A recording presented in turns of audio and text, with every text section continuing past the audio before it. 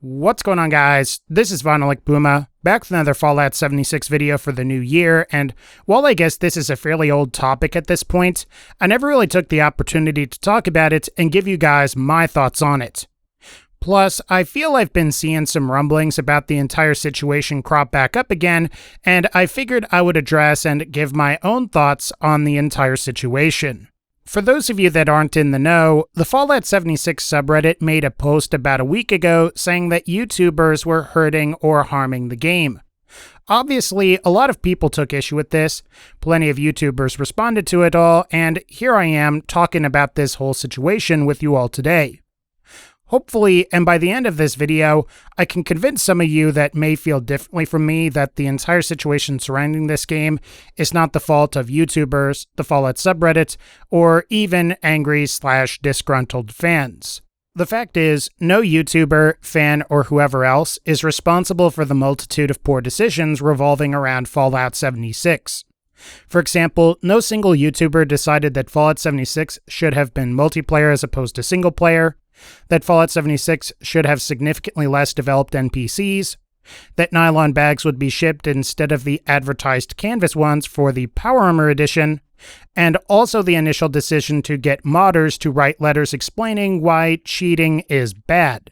While it's worth mentioning that Bethesda did go back on these decisions, particularly with the bags and the decision to make people write letters, the fact of the matter is, and my intention is not to single any one person out in particular, but these were decisions that were made by personnel or staff at the entities and organizations known as Bethesda Game Studios, Bethesda Softworks, or ZeniMax Media. No disgruntled and/or angry fans, Redditors, YouTubers, or anyone else is responsible for the decisions that have been made. What YouTubers have done is cover the controversies that have occurred. Some YouTubers have larger reaches than others, and thus, with the views they've gained, have brought these controversies to the attention of the broader gaming community, but you have to keep in mind that YouTubers aren't responsible for the controversies in and of themselves. Sure, you may not like hearing certain opinions and viewpoints being expressed, however, I think I could just as easily say the same for certain opinions I've seen. A popular one that I've seen crop up a number of times involves the lore and how the average fan/gamer doesn't care about that kind of stuff, and thus that didn't really hurt Fallout 76. What's funny about that is that it totally disregards the Brotherhood of Steel retcon controversy, where hardcore fans got upset at how the Brotherhood of Steel appeared in Fallout 76. While it's true there are less hardcore fans than average ones, the hardcore fans are the people that inspire the average fans to like or care about something. And thus, when you upset or excite those hardcore fans, it resonates with the average fans and affects their perception, anticipation, and hype. I feel like I'm constantly bringing up Star Wars or Star Trek in a lot of my videos, but it's actually another great example. The people that dress up in Jedi robes, wear Klingon outfits, or whatever when they go to the movies or attend conventions, catch people's attention, which then gets onlookers and media talking about it, and then all of a sudden, you have all of this excitement that everyone wants to be a part of. Even if they may not have cared or known what either Star Wars midichlorians or Star Trek's Prime Directive are. Also, and sort of like Fallout, weird decisions have been made by the people in charge of both of these properties. Star Wars is probably the one we're most familiar with, where Lucasfilm almost seems to want to eschew legacy Star Wars fans in favor of some promised yet ever-elusive and imaginary fanbase. Star Trek's creatives, on the other hand, have spent the last year figuring out if Klingons should have hair or not. Fortunately, they came to the right answer. Now, the reason that I mentioned these examples specifically is because it goes back to what we were talking about, and at first glance, it would seem to confirm that it is in fact YouTubers who are responsible for Fallout 76. At least in the sense that I suppose someone somewhere could make an argument that YouTubers or influencers, much like hardcore fans of Star Wars, Star Trek, and Fallout, inspired their followers and casual observers to dislike Fallout 76 and turn perception against the game.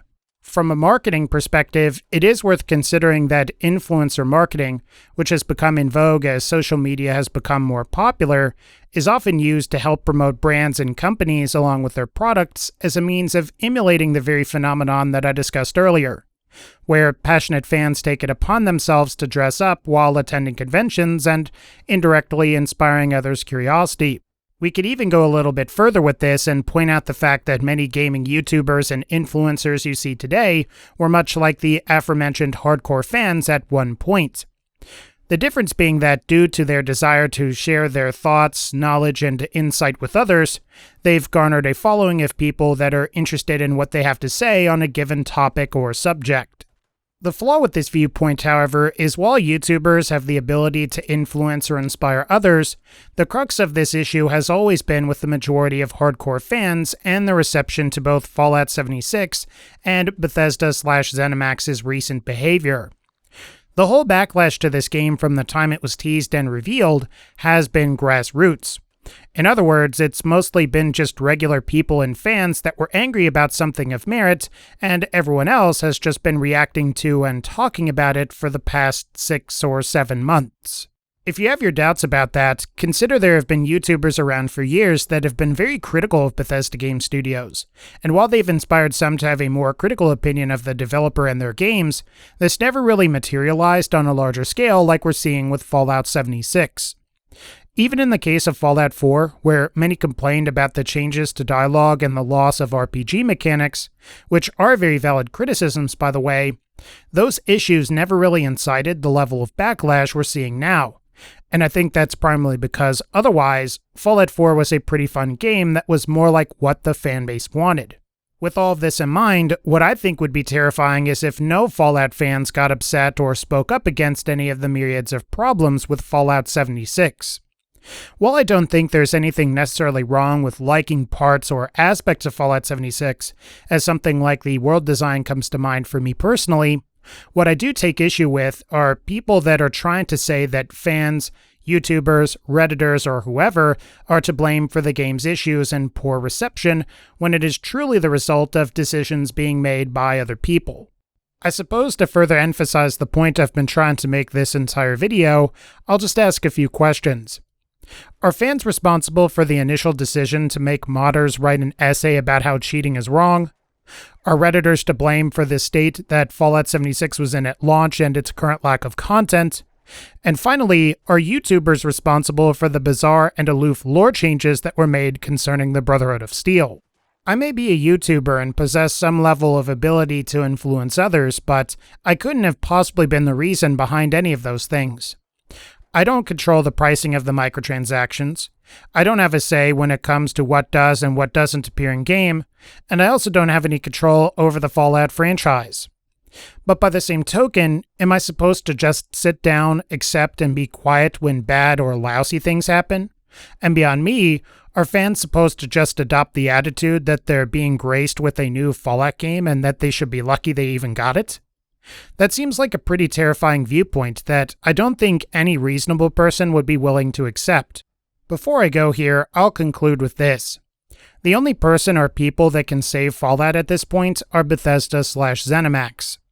If this is truly the end of the Fallout franchise and we never see another Fallout game after Fallout 76, it's also the decision of Bethesda/ZeniMax. Absolutely no one else is responsible for that, especially when you consider that it was Bethesda/ZeniMax that brought Fallout back from the dead when Interplay had clearly run it into the ground with Fallout Brotherhood of Steel. Say what you will about Todd Howard and company, even after Fallout 76, but what they were able to accomplish with Fallout 3 was very impressive, since usually once gaming franchises reach a certain point, they usually never come back, let alone stronger than ever. Though, with that in mind, and like I've said throughout this entire video, mentioning that point I think further reinforces everything I've said for the last 9 minutes. At the end of the day, it's not YouTubers and fans that have caused all of this stuff to happen. Hopefully, I've helped illustrate that that is the case for the people that have felt differently, but until next time guys, I think that's going to wrap up this particular video.